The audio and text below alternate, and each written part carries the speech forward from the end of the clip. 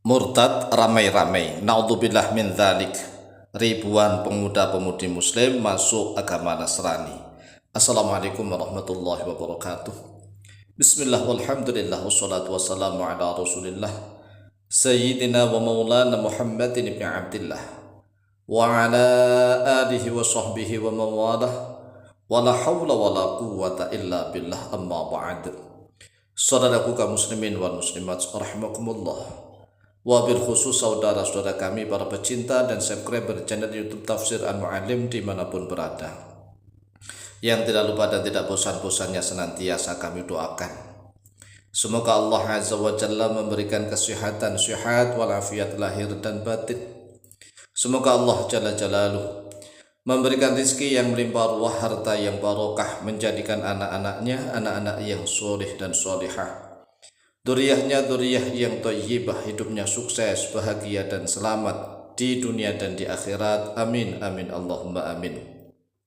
Saudaraku kaum muslimin wal muslimat rahimakumullah, dalam rangka menjawab pertanyaan mengapa akhir-akhir ini banyak orang Islam menjadi murtad, oleh sebab itulah melalui video yang cukup singkat dan pendek ini kami Al-Fakir Al-Mu'allim akan menjawabnya secara singkat.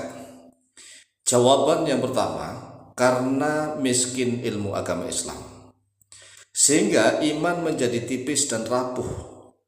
Jika orang itu sudah miskin ilmu agama Islam, maka imannya akan menjadi tipis dan rapuh. Kemudian dia akan mudah sekali terombang-ambing dan dia akan menyalahkan agama Islam. Agama Islam akan dipandang sebagai agama yang ribet, banyak aturan ini itu. Kemudian dia menganggap agama lain lebih baik. Akhirnya dia keluar daripada agama Islam. Kemudian ada yang masuk ke dalam agama Kristen, ada yang masuk ke dalam agama Katolik, bahkan ada yang masuk ke dalam agama Yahudi. Nah, jarang nih kalau masuk ke dalam agama Hindu Buddha, karena itu juga agak berat, ya kan? Agama Hindu Buddha itu agak berat. Tetapi ada juga yang tidak masuk ke agama apapun, tapi dia keluar dari agama Islam menjadi orang ateis, tidak beragama. Nah, inilah yang harus kita pahami. Karena miskin ilmu agama Islam sehingga iman menjadi tipis dan rapuh. Kalau orang itu semakin dalam ilmu agamanya, maka insya Allah dia akan terpupuk imannya. Mengapa seperti itu? Ingat bahwa Nabi Muhammad SAW diutus menjadi Nabi dan Rasul itu dilengkapi oleh Allah dengan wahyu mukjizat yang luar biasa yang berisi ilmu lengkap. Apa itu? Al-Quranul Karim.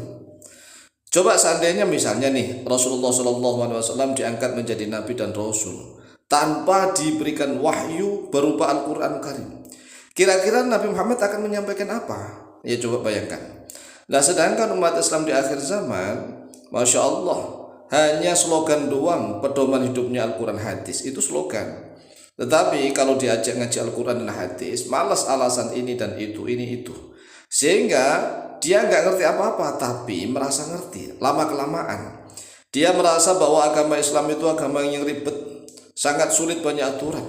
Nah, ada penawaran agama lain yang dianggap mudah, padahal itu cuma jebakan. Mengapa jebakan? Karena agama yang paling mudah itu agama Islam. Enggak ada agama yang semudah agama Islam. Contohnya, tatkala masuk Islam saja gampang, hanya mengucapkan 2 kalimat syahadat, enggak ada syarat lain. Ingat nih ya, syaratnya masuk Islam hanya mengucapkan 2 kalimat syahadat, yaitu asyhadu an la ilaha illallah wa asyhadu anna Muhammadar Rasulullah. Saya bersaksi bahwa tiada Tuhan yang berhak disembah kecuali hanyalah Allah, dan saya bersaksi bahwa Muhammad adalah utusan Allah. Hanya ini saja. Enggak harus bayar, tidak harus membayar ini itu, enggak harus mandi di sumur 7 dengan bunga-bunga, tidak harus ini itu, tidak. Inilah agama yang paling gampang, agama yang paling mudah. Nah, setelah masuk Islam, maka kewajiban rohani, kewajiban diri kita sendiri, yaitu sholat. Itu adalah kewajiban rohani, makanan kita rohaniah. Jadi kita ini kan terdiri dari raga, ada sukma, ada nyawa. Raga, sukma, nyawa itu butuh makanan. Kalau makanannya raga, ya makanan yang sudah kita makan, nasi, roti, dan seterusnya. Minumnya ya minuman air, dan seterusnya. Itu makan raga. Sedangkan makanan sukma dan nyawa adalah sholat dan zikir kepada Allah.